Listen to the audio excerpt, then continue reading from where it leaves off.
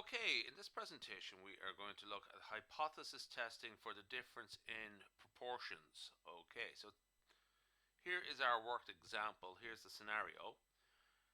So a study was carried out in which researchers collected crime data. Of those convicted of arson, 50 were drinkers and 43 abstained. Of those convicted of fraud, 63 were drinkers and 144 abstained. Okay, so we have two populations, arsonists and fraudsters, and what we want to do is find out compare the proportions of people who drink alcohol. Okay, so use a 0.01 level of significance to test the claim that the proportion of drinkers amongst convicted arsonists is greater than the proportion of drinkers convicted of fraud. Now, just remark upon the phrase in there is greater than. So it suggests that arsonists have higher rate of alcohol consumption compared to fraudsters. Okay, so it's not that is there a difference. It does actually set out one is greater than the other. That's important when we write the hypotheses. Okay, so oops, little glitch there. Anyway, we'll keep going. Step-by-step hypothesis test. Test the hypothesis that the proportion of drinkers amongst convicted arsonists is greater than the proportion of drinkers amongst convicted fraudsters using a significance level of 0.01. Alpha equals 0.01. So we have a step-by-step guide that we're going to follow through here. Now, just actually, if you're new to hypothesis testing, don't get too bogged down by trying to memorize steps. Just get used to the flow. After a while, you sort of realize that there's a sort of natural sequence. This comes at the start, this comes at the end. This is something you need to do before you get to that. After a while, it will come to you. Don't start learning off step by steps too rigorously. Just use it as a sort of platform to get used to it, and after a while, the natural flow will come to you naturally. Okay? So anyway, step one, we define the hypotheses. So we have a null hypothesis, H0, and an alternative hypothesis, H1. Okay? Now, it's usually, it's a sort of actually a statement of these hypotheses is required in these questions. Okay, something along these lines. Now we actually formulate the hypotheses in terms of the population parameters. So I have P1 and P2. Okay, so this is a proportion of drinkers amongst arsonists. That's P1, and P2 is a proportion of drinkers amongst fraudsters. Now, importantly, these proportions represent the populations of all arsonists, not just the ones we've interviewed for this study, everybody.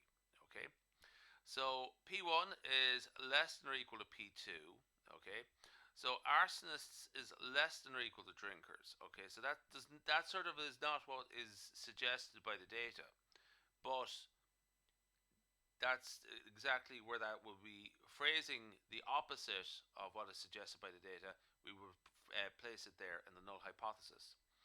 P1 greater than P2. Now this is where you would actually write out the hypothesis that is suggested by the data. So that alternative hypothesis is what is sort of suggested by the data, and the null hypothesis is the exact opposite of what is suggested by the data. It takes a while to get your head around that, but don't worry about it. It does come to you after a while. Okay. So yeah, and they are, yeah, I think I've sort of said everything I need to say there. Okay. So it's just a sort of a statement of the problem. So calculate the proportions. So the number of drinkers amongst arsonists and the total number of arsonists are two values we need. So we have 50 drinkers among the arsonists and 43 non-drinkers. That means we have 93 arsonists altogether. So the proportion of drinkers amongst arsonists, P1 hat, is 50 divided by 93, which is approximately 53%, 0.5376. Now you notice the little hat there on top of the P1. That is the sample statistic. Okay, that is different from the population parameter value. Okay, so this is what is observed in the data. Okay. Likewise, we do this for the fraudsters. We have 63 drinkers amongst the fraudsters, and we have 144 non-drinkers. So we have a total number of fraudsters of 207, Okay, so our point estimate, the sample proportion of drinkers amongst fraudsters is 63 divided by 207, which is 30%, 0.3043. Okay, so what we have there is a comparison between these two groups. Okay, 53% versus 30%. Okay, now what we're going to do is build up to an important calculation called the standard error. But an intermediate step that we will need is to state the pooled proportion. So this is looking at our samples, okay, and just disregarding if they're arsonists or fraudsters or not. Just looking about the entire group of people that we've interviewed, and try and figure out how many of them are drinkers, how many of them drink. Okay, so we have 50 from one group and 63 from another group. So that's 113. But altogether, we've interviewed 93 plus 207, 300 people. Okay, so of the 300 people we have interviewed, 113 have said yes that they drink alcohol. So that proportion is 0.3767, 37.67%. Okay, so we're going to use this calculation in the next part, which is the standard error. Now, this is a key part of the calculation. So the standard error for P1 hat minus P2 hat is as follows. So we have here, we would use the pooled proportion. Okay, so here P hat is actually the aggregate proportion, the pool proportion. So that is the 37% that we've just calculated. So there's no P1 hat or P2 hat here when we calculate hypothesis tests for the difference in proportions. Okay, so P1 hat, or sorry, P hat times 1 minus P hat, okay, the complement, times 1 over N1 plus 1 over N2. Okay, I really should have, I skipped a bit there, but that's N1 and N2 there, 1 over N1 plus 1 over N2. So this is a bit of calculator work with the square root of 0.3767 times 1 minus 0.3767 times 1 over 93 plus 1 over 207. So a little bit of calculator work is involved here. Okay, and you should get an answer close to 6.5%, 0.0657.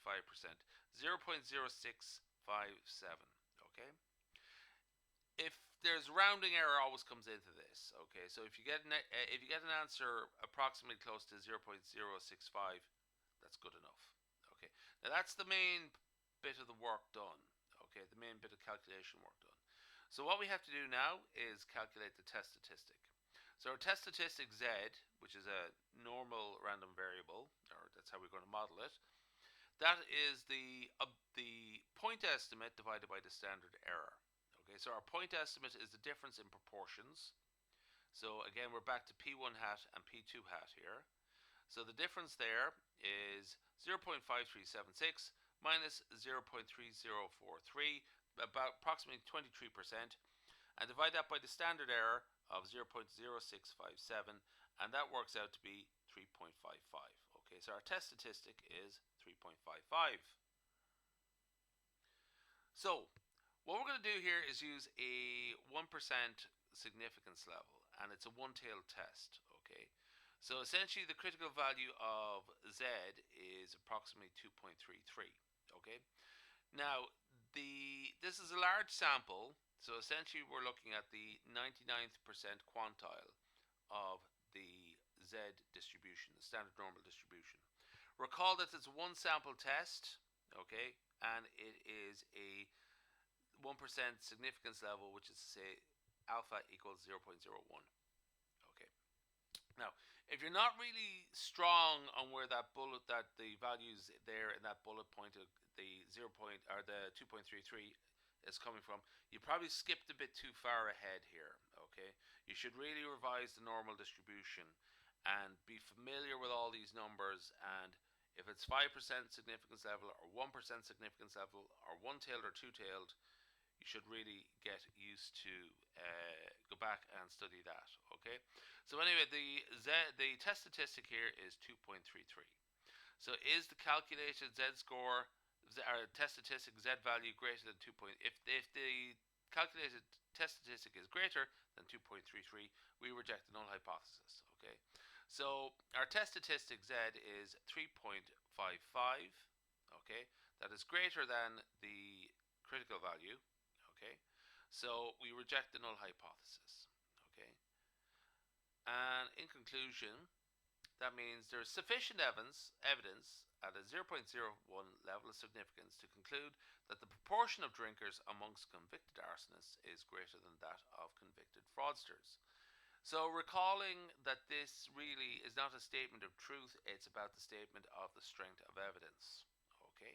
That's what hypothesis tests are about. They're not really saying if something is true or false. They're saying something if an argument has strong enough evidence to back it up statistically. Okay? Right. I think we'll leave it there. I think we're done. Yes, we're done.